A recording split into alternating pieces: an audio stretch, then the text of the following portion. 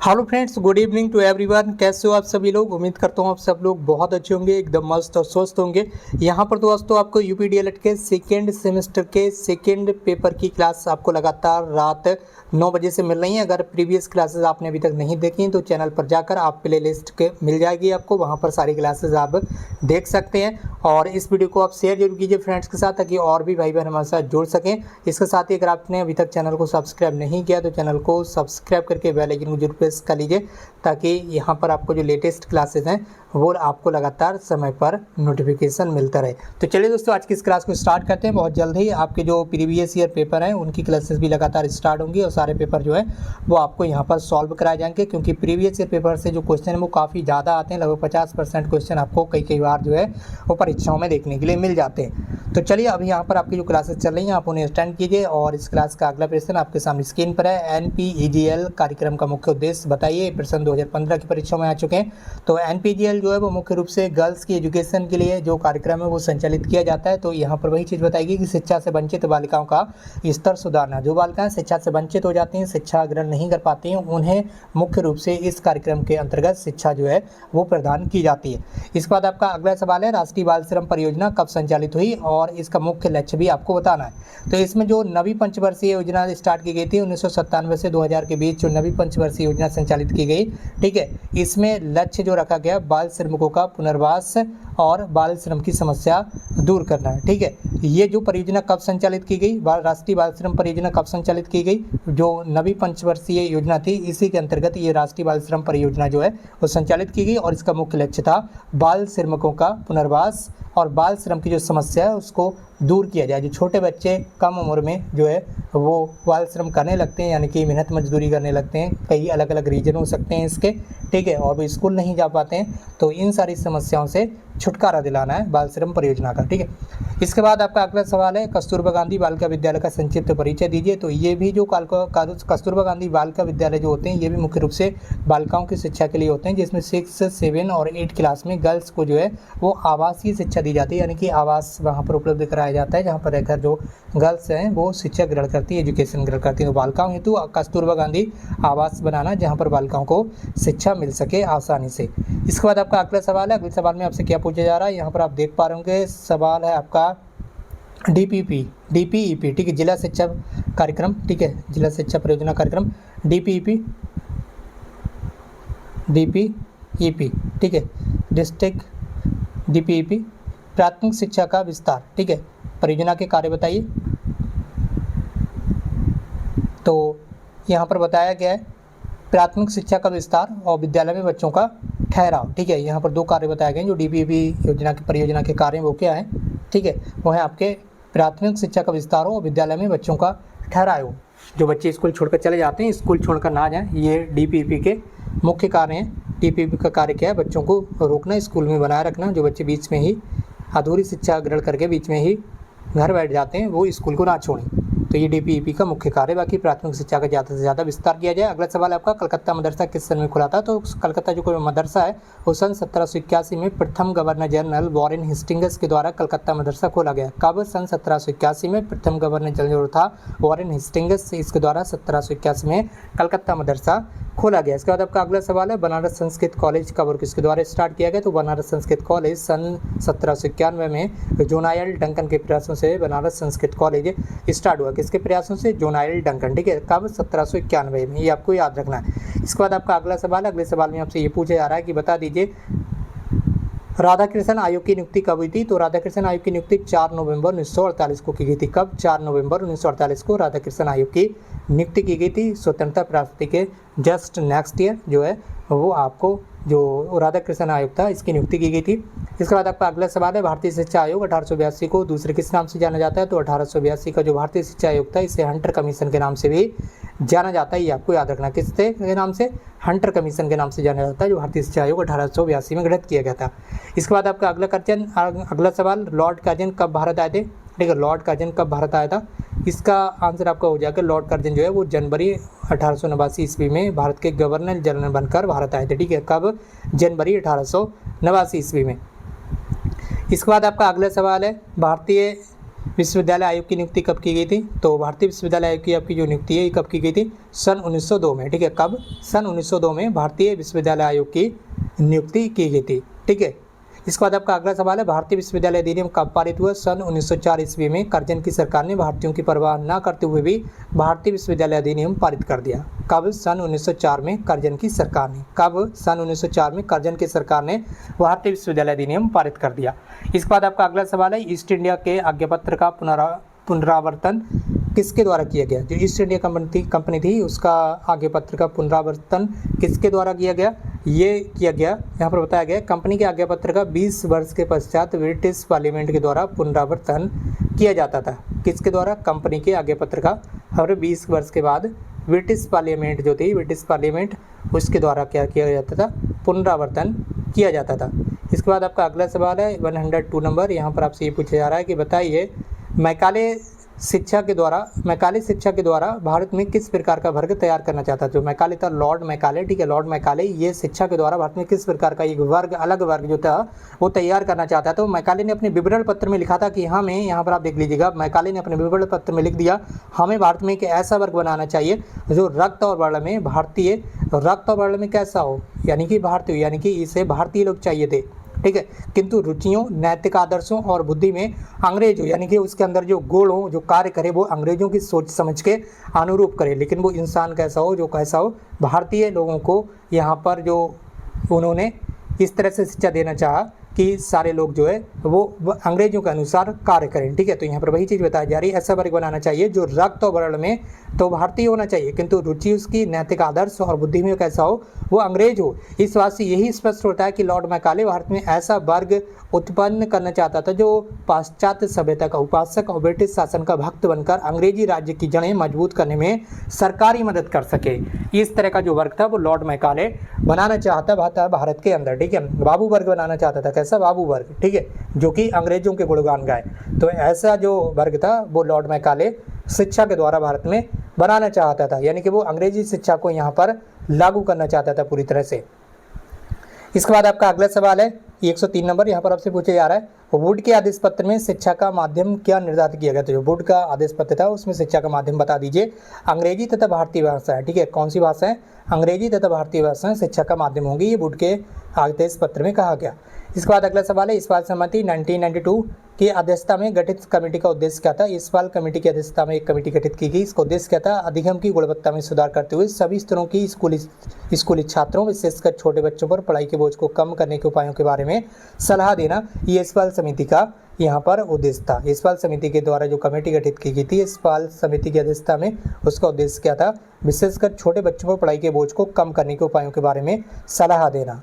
इसके बाद आपका अगला सवाल है, ये सवाल भी प्रीवियस ईयर परीक्षाओं में आ चुके हैं और बहुत जल्दी आपके जो प्रीवियस ईयर क्वेश्चन पेपर हैं सन 2016 से सन 2023 तक के, वो सारे क्वेश्चन पेपर यहाँ पर आपको सॉल्व करा दिए जाएंगे। तो आपको कहीं पर भी जाने की आवश्यकता नहीं, बस आप लोग चैनल को सब्सक्राइब करके बेल आइकन को प्रेस कर लीजिए, क्योंकि यहाँ पर आपको डीएलएड से संबंधित जो पर्पल की अपडेट है वो लगातार मिलती जाती है। इसके साथ ही आप हमारे टेलीग्राम चैनल को भी ज्वाइन कर लीजिए। इस वीडियो के डिस्क्रिप्शन बॉक्स में टेलीग्राम चैनल की भी लिंक दी गई है, व्हाट्सएप चैनल की लिंक भी दी गई है और फेसबुक पेज की लिंक भी आपको मिल जाएगी, तो वहाँ से आप हमें जरूर फॉलो कर लें।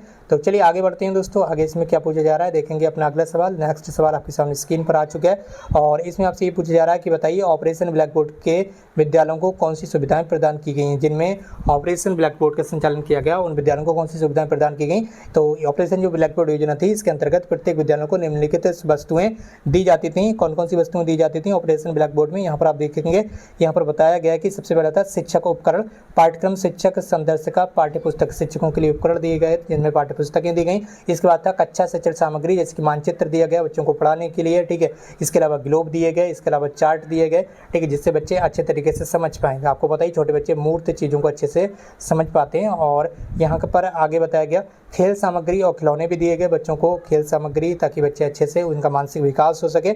इसके अलावा साइंस की किटें दी गई। इसके अलावा लघु यंत्र किट जैसे कि पेचकस, प्लास आदि दिए गए। इसके अलावा श्रव्य उपकरण जैसे कि रेडियो दिए गए, रेडियो को बच्चे बहुत अच्छी तरीके से एंजॉय करके आसानी से सारी चीज़ों को समझ सकते हैं। उन पर जो शैक्षिक कहानी है वो सुनाई जाती हैं। ठीक है, इसके अलावा पुस्तकालय हेतु पुस्तकें दी गई। तो ये सारी जो उपकरण दिए गए ये ऑपरेशन ब्लैक बोर्ड के अंतर्गत ही स्कूलों को प्रदान किए गए। इसके बाद हम बात करेंगे अपने अगले सवाल की। बढ़ रहे हैं अपने अगले सवाल की तरफ। आप लोग हमारे साथ इसी तरह से बने रहिएगा। अगले सवाल में आपसे ये पूछा जा रहा है कि बताइए यहाँ पर और भी कई सारे जो उपकरण है वो विद्यालय को दिए गए। यहाँ पर देख लीजिए, यहाँ पर और भी सारे उपकरण दिए गए ऑपरेशन ब्लैक बोर्ड। ठीक है, ऑपरेशन ब्लैक बोर्ड के अंतर्गत। ठीक है, विद्यालय में घंटी दी गई, घंटी बजाने के लिए, ताकि पता चल सके कि अब एक पीरियड समाप्त हो चुका है, अगला घंटा समाप्त हो चुका है, अगला घंटा समाप्त हो चुका है, इस तरह से। इसके अलावा संगीत के लिए उपकरण दिए गए, जिसके ढोलक, तबला, हारमोनियम आदि दिए गए संगीत सीखने के लिए बच्चों के लिए। इसके अलावा शिक्षक के पास आकस्मिक खर्च हेतु धन भी दिया गया कुछ। इसके अलावा कक्ष दिए गए, शौचालय की व्यवस्था की गई, चटाई की व्यवस्था की गई, कुर्सी, शिक्षकों के लिए कुर्सी मेज आदि की व्यवस्था की गई और ब्लैक बोर्ड भी दिया गया। ठीक है, तो इसके अलावा और भी कई सारी चीज़ें यहाँ पर आप देख सकते हो कि सारी चीज़ों को आपको याद रखना है। ठीक है, अगर आप इसमें से 4-5 चीज़ें लिख देंगे तो निश्चित रूप से 1 नंबर आपको मिल जाएगा।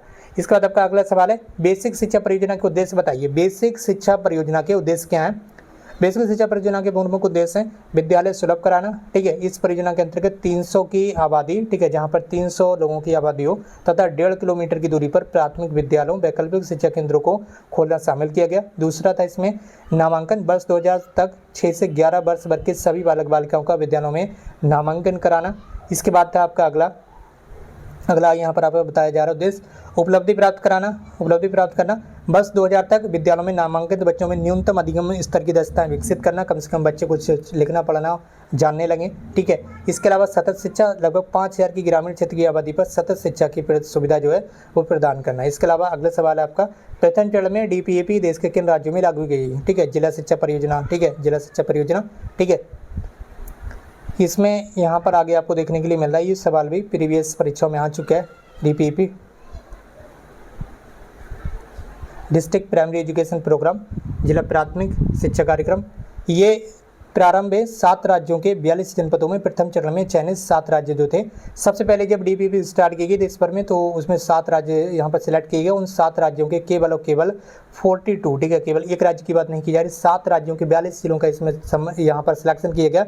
इसमें 7 राज्य कौन कौन से थे? पहला था मध्य प्रदेश, दूसरा हरियाणा, सॉरी दोस्तों, दूसरा असम, तीसरा हरियाणा, अगला था महाराष्ट्र, अगला था कर्नाटक, अगला था तमिलनाडु और केरला। ठीक है, ये 7 राज्य थे। इन 7 राज्यों के 42 जनपदों में जिला प्राथमिक शिक्षा कार्यक्रम जो है उस समय स्टार्ट किया गया प्रारंभ में। ठीक है, इसके बाद आपका अगला सवाल है। अगला सवाल बताइए कि ड्रॉप आउट के संदर्भ में DPAP का क्या उद्देश्य था? जो बच्चे बीच में ही स्कूल छोड़कर चले जाते हैं उन्हें ड्रॉप आउट कहा जाता है, जिससे शिक्षा के स्तर में कहीं ना कहीं कमी आती है। तो ड्रॉप आउट की दर को 10% तक कम करना था। ठीक है, DPAP का उद्देश्य क्या था? ड्रॉप आउट की दर को 10% तक कम करना था, धारण क्षमता को 90% तक बढ़ाना था, यानी कि बच्चों का ज़्यादा से ज़्यादा स्कूलों में नामांकन कराना था। इसके बाद अगला सवाल था ECC। ठीक है, ECC early childhood care and education, शब्द संक्षेप का अंग्रेजी में पूरा नाम लिखे, तो शब्द संक्षेप का अंग्रेजी में पूरा नाम यहाँ पर लिख ही दिया है, early childhood care and education. Early childhood care and education ये आपको बताना है। ठीक है, ये आपको याद रखना है। ECC की फुल फॉर्म क्या है? Early childhood care and education. ठीक है, जो कि प्री प्राइमरी जो स्कूल होते हैं उनमें इनकी नियुक्ति की जाती है। तो प्रथम चरण में मध्याह्न भोजन योजना MDM, ठीक है, प्रथम चरण में मध्याह्न भोजन योजना प्रदेश के कितने जनपदों और कितने विकास खंडों में लागू की गई थी? जो प्रथम चरण में MDM स्टार्ट की गई मध्याह्न भोजन योजना वो 38 जिलों में स्टार्ट की गई थी देश भर के, और इसमें 248 विकास खंडों को सम्मिलित किया गया था। कितने? 38 जिले थे देश भर के, ये अलग अलग राज्यों से हो सकते हैं, और इसके अंतर्गत 248 विकास खंडों में ये योजना संचालित की गई, 38 जिलों के 248 विकास खंड। इसके अलावा यहाँ पर पूछा गया कि NCERT के प्रमुख कार्य बताइए। सबसे पहला कार्य है आपका अनुसंधान और नवाचार, नए नए तरीकों को खोजना। ठीक है, अनुसंधान और नवाचार। इसके बाद दूसरा कार्य हम यहाँ पर जानेंगे, दूसरा कार्य भी आपको आसानी से देखने के लिए मिलेगा, आपको घबराना नहीं है। यहाँ पर आपको दूसरा कार्य बताया गया कि आदर्श पाठ्यक्रम आदर्श बच्चों के लिए राष्ट्रीय शिक्षा संस्थान की स्थापना की गई। इसके अलावा अध्यापक शिक्षा, विशेष शिक्षा और विस्तार सेवा का यहाँ पर सारी चीज़ें जो हैं वो इसमें इंक्लूड की गई। इसके बाद आपका अगला सवाल है, इंदिरा गांधी राष्ट्रीय मुक्त विश्वविद्यालय की स्थापना कब की गई? इग्नू की यहाँ पर बात की जा रही। क्या? IGNOU, Indira Gandhi national open university, Indira Gandhi national open university IGNOU. ठीक है, इग्नू की स्थापना कब की गई? 20 सितंबर 1985 में इग्नू की स्थापना की गई, और ये सवाल प्रीवियस ईयर की परीक्षाओं में आए हुए हैं तो आप इन्हें अच्छे से देखें। ठीक है, तो यहाँ पर इग्नू की स्थापना कब की गई? 20 सितंबर 85 में। इसके बाद आपका अगला सवाल है, अगले सवाल में यहाँ से ये पूछा जा रहा है कि आप बता दीजिए प्राथमिक शिक्षा के संदर्भ में अपव्यय और अवरोधन का अर्थ स्पष्ट कीजिए। प्राथमिक शिक्षा है, इसमें अपव्यय क्या है और अवरोधन क्या है, ठीक है। तो अपव्यय से हमारा तात्पर्य है प्राथमिक शिक्षा पूरी किए बिना ही प्राथमिक शिक्षा के किसी स्तर से विद्यालय छोड़ देना, ठीक है। प्राथमिक शिक्षा बच्चे ने पूरी नहीं की, बच्चे ने एडमिशन लिया लेकिन उसने प्राथमिक शिक्षा को कंप्लीट नहीं किया और बीच में ही उसने स्कूल छोड़ दिया। उसके कई सारे अलग अलग रीजंस हो सकते हैं, ठीक है। तो बीच में ही स्कूल छोड़ देना बच्चे का, ये क्या है, अपव्यय है। इसके अलावा अवरोधन यहाँ पर बताया गया हरटाग कमेटी के अनुसार अवरोध से हमारा तात्पर्य है कि बच्चों का एक कक्ष में एक वर्ष से अधिक समय के लिए रुकना, यानी कि अगर कोई बच्चा फेल हो जाता है, दोबारा से उसी क्लास में रह जाता है। अभी तो ऐसी व्यवस्था की गई कि किसी भी बच्चे को फेल नहीं किया जाएगा, ठीक है। यहाँ पर 8th क्लास तक किसी भी बच्चे को फेल नहीं किया जाएगा, ठीक है। लेकिन पहले क्या था, अगर बच्चों को फेल होता था तो उसे अवरोधन यहाँ पर बोला जाएगा, ठीक है। क्या यहाँ पर आगे बताया गया हरटाग कमेटी के अनुसार इन्होंने क्या कहा है कि अवरोध से तात्पर्य है बच्चों का एक कक्ष में एक वर्ष से अधिक समय के लिए रुकना। भारत में एक बड़ी मात्रा में छोटे बच्चे अबोध बालक एक ही कक्षा में एक से अधिक वर्ष के लिए रुक जाते हैं, ठीक है। तो ऐसे में इसे क्या बोला जाता है, अवरोध कहा जाता है।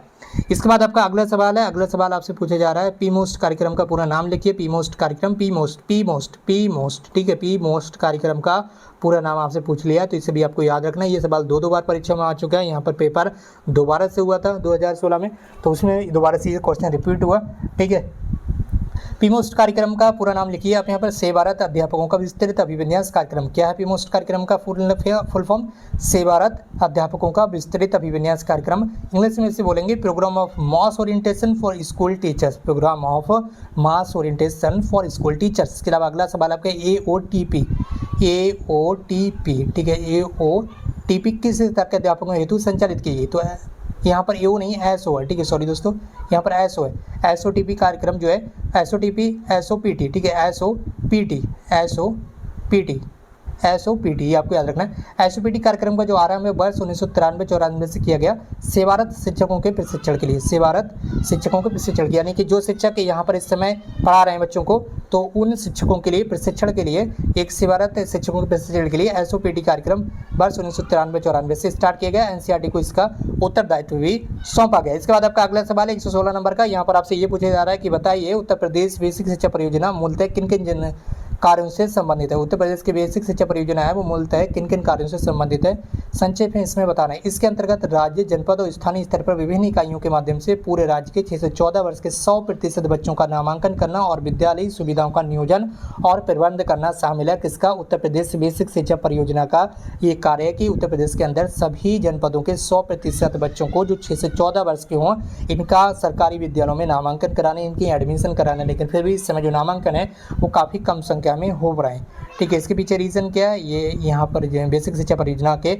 अधिकारी ही बता सकते हैं। फिलहाल पूर्व प्राथमिक शिक्षा परियोजना के अंतर्गत शिशुओं के सर्वांगीण विकास हेतु कौन कौन सी योजनाएं चलाई जा रही हैं? पूर्व प्राथमिक शिक्षा यानी कि क्लास 1 से पहले, ठीक है, जो 3 से 6 वर्ष के बच्चों को दी जाती है। 6 ईयर की एज में तो यहाँ पर आपका फर्स्ट क्लास में जो एडमिशन है वो करा दी जाता है। तो इस तरह के शिशुओं को पढ़ना, लिखना और गिनती ही न केवल सिखाकर उनके सर्वांगीण विकास हेतु खेल, कहानी, गीत तथा अन्य रोचक क्रियाओं का आयोजन किया जाता है। कहाँ पर किया जाता है ये आपको बताना है, ठीक है। जो आंगनबाड़ी केंद्र होते हैं उनमें, ठीक है।